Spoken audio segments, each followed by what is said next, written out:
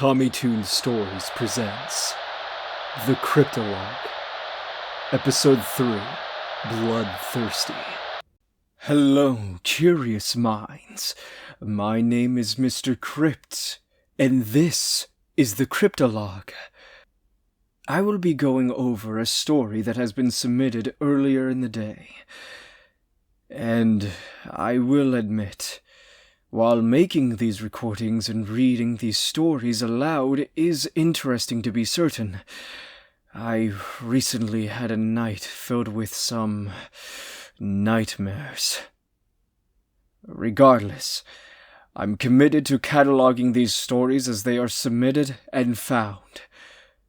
So, let's begin. I'd never been one to believe in supernatural things. And honestly, I grappled with whether or not to tell this story somewhere. However, I can't hide this anymore. I don't know if I'm just crazy or this world is a messed up dark place. But I should probably give some context first, as it will help to clear the details of the story for myself. The peaceful bit before... well, you'll see. I've always loved hunting. Even as a kid, my father would take me out to the Montana Badlands to learn the craft. And I was hooked, alongside the thrills of the hunt and tracking. There is a serenity to the forest. But now even that serenity makes me more nervous than anything. Everywhere I go, I feel like I'm being hunted again. Maybe I am. Or maybe I'm just crazy. Maybe I've always been some whack job that's now spreading his insanity on the internet. Sorry, I worked myself up again. I was out in the woods of my previous home, Montana. I've since moved far, far away. Despite that, it never feels enough. It was becoming dark quickly, and I had no luck in my pursuit of some nice deer to fill my freezer. I'd planned to camp out and hunt for 4 days, using vacation time to carve out the extra days. And I didn't know how much this vacation would take out of my life. Honestly, I don't know how much longer I have. So, I will write this quickly, I think. When I began to descend my tree blind, I noticed something odd. There were no sounds. Normally, there'd at least be bugs chirping or even owls hooting. Nada. No indication of life. And if you've ever been in the woods, you know that was usually indication of the presence of a predator. So, warily, I began scanning the area for bears or even a mountain lion with a flashlight. And that was when I saw him. A figure standing amongst the brush. It was hard to tell detail in the dim light, but the figure had a masculine build with a worrying thin frame. Like they were on the brink of starving to death. Even from afar, I could tell this figure was extremely pale. What struck me was not only the presence of the stranger, but something about the way they stared at me made my skin crawl. I called out to the figure apprehensively, unsure of what to say. I just said, "Hello there, my name is Troy. Do you need help?" They said nothing in response. All I could hear was the faint sound of breathing. And that again made my skin crawl. Something was off about this stranger. Incredibly off. Weird. And the lack of reply cemented in my mind it was time to leave. When I began to try and walk away, I noticed that the figure was gone. Like they vanished in thin air. I brandished my rifle with lethal intent and began to scan the immediate area. Nothing. That didn't bring much comfort at the moment, but I wasn't going to stay in the area. So with a rushed step, I headed back to my camp, watching my tracks to make sure I wasn't followed. After an uneasy bit of dinner, I'd figured it was time to rest. Getting in my tent, I nestled into my air mattress with a blanket. I still felt uneasy after that strange encounter, so I thought it was good to keep my rifle handy.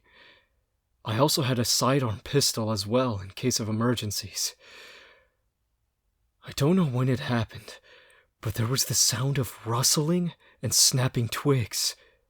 I'm a light sleeper, so I immediately woke up with a cold sweat. In the darkness, I couldn't see anything beyond my tent. I wanted to believe it was just some passing animal, but I heard it. The breathing.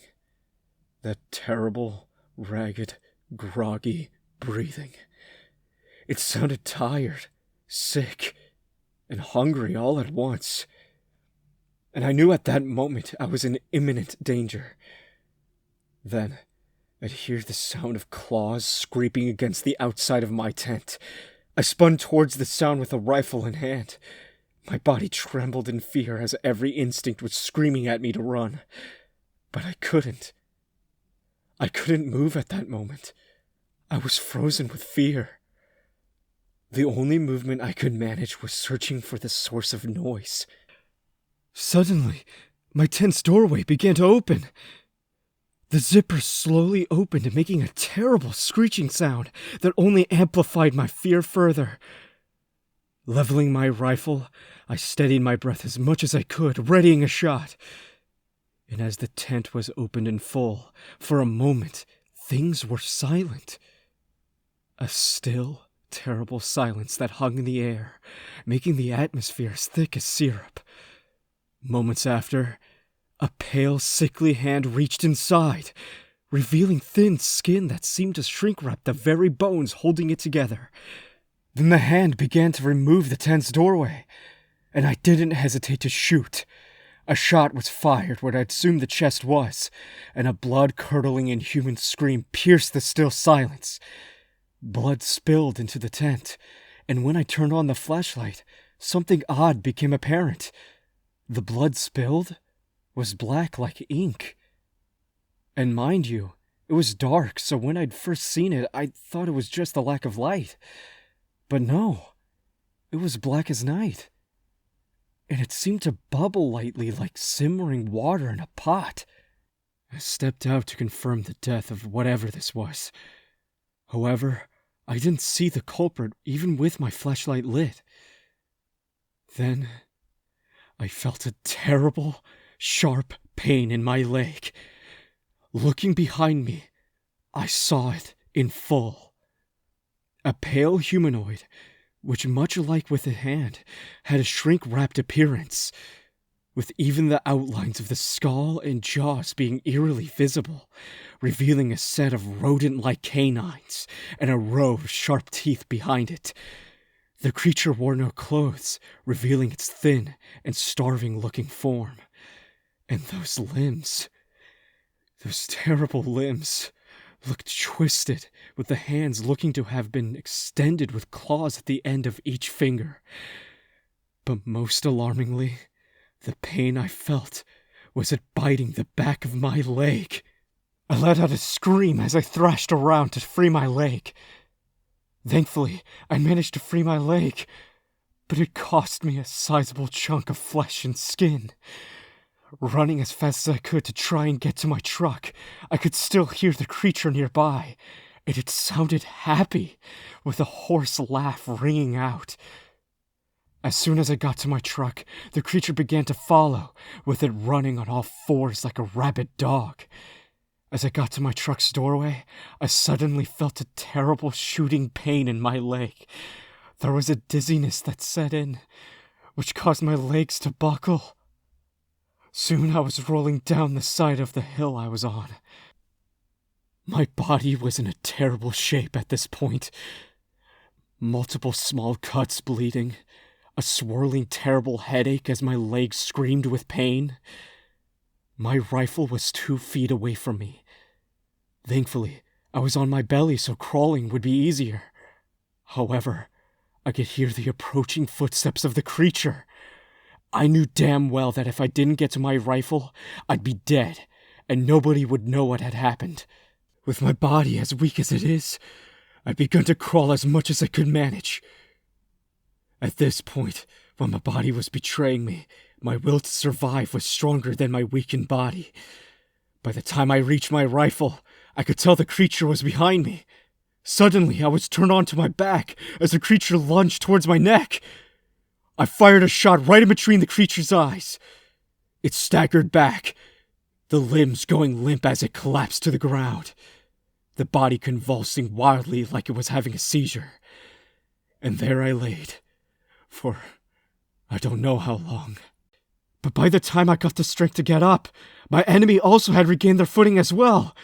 It lunged towards me and grabbed my gun before I could attempt to shoot again. With unbelievable strength, it snapped my firearm in two like it was nothing but a twig. I wasted no time running as fast as I could. With desperate steps, I ran and ran, terrified beyond my wits. I heard running water ahead of me. It was the Yellowstone River. It felt like the only chance I had to possibly escape this thing. And I could hear the beasts approaching behind me. Things had never been more dire in my life. Honestly, I feel like I should be dead. Somehow, I made it to the river, and in an act of desperation, I dove into the cold waters. And at that point, I had no strength to resist the river's pull. As I floated down the frigid water, I could see the creature watching me with those damn eyes. Those damn eyes. I can never forget. That's the last of it. I tried to track down the submitter of this story, though that had proven to be a fool's errand. Based upon the story he told, I tried to find any other similar stories. I was only able to find out about an incident involving a son and father.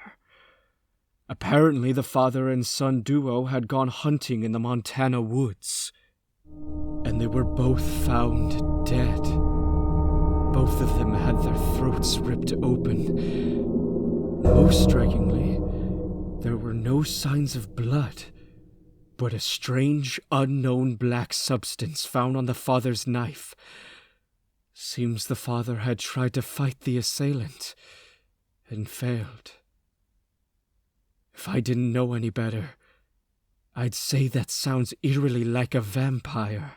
For once, I'm kinda glad I live in a city. End of log.